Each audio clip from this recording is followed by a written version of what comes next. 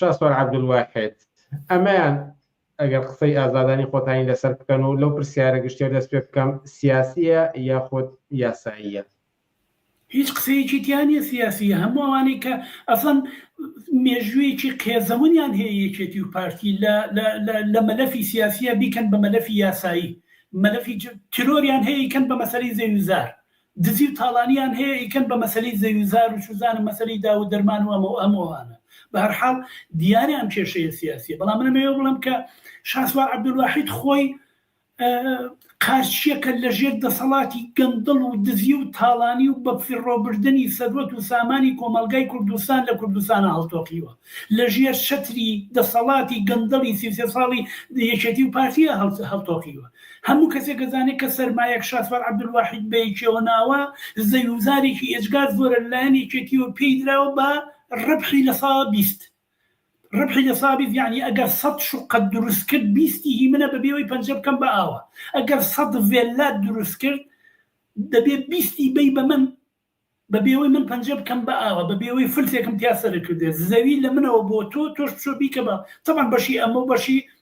بەمە سەرمایە هینەکانی کەڵەکە کردووە. من خۆم گوێم لێ بوو کە شاسوار دەیان جار گوێم لێ بووە و توێتی من پارەی کارەبای حکوومەتم لایە حکوومەت قەرزدارم و هەر بە ئارەزوو نایە. ئەمە قسەی شاسوار خۆیت هەر بە ئارەزوو نایەنەبوو. بۆ ئەو کاتێک کە هەروتی بە ئارەزوو نایەنە بۆ ئەو کاتەنیان گرت، بۆ ئەو کاتەنیان کێشایە دادگا تا بەشەر لەوە تێبگا بابە ئەمە پارەی کارەبای لایە ئەڵێ نایدەم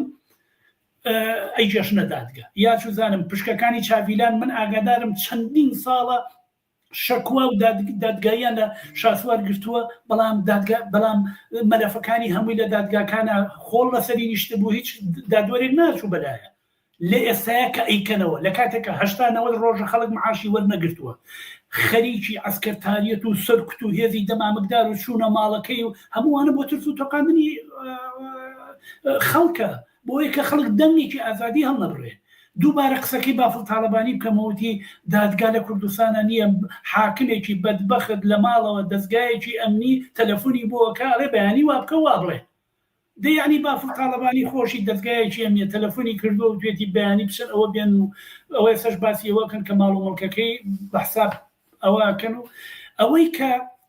هیچ کەسێک پرسیارێکت کرد لە ڕێبوار بەر لە هەر شتێک منەوە بڵم کە حیزبەکەی شاسوار دەسهینە بزوتنەوەکەی شاسوار حیزب نییە، بۆیە کەس ناچێت بە شوێن بانەوازەکەیە. من پێم وایە هەتا بەشێ لەوەی کەم و کوڕیەکانی ناڕزایەتیەکانی مامۆسایانی ئەبڕۆ ئەوە بوو کە 2 ڕۆژ پێش ئەوە سەرۆ عەبدولواحید وەنەوەی نوێ بانەوازی ئەوەی کرد کە بڕژێنە سەر جادە، بۆیە ئەم جارە مامۆسایان بەشێکی ئێجگار زۆر خەڵک ترسیەوەیان بۆگەر بچنە نێو ئەمە لەوانەیە بەنەوەی نوێەوە تەداعی بێتەوە یان بۆ ئازادکردنی شاسوار بێ، بۆیە حەزەری ئەویان بۆ کە بچن بۆ خۆ پیشاندانە. بۆیە قسەکەی منەوەیە کە شاسوار عەبدولواحید حیزب نییە، خۆی تەنیا یەک نەفەرە لەگەڵ دەغیلەیەک پارەکە لەم لاوە دایناوە لەگەڵ تەلەڤیزۆنێکە، بۆیە بە ئاسانی توانی ئەوەش کە ئەو خەڵکەش کە دەنگی پێداوە با بە ڕقی لە یەکێتی و پارتیە بۆیە دەنگی بەوداوە. بەڵام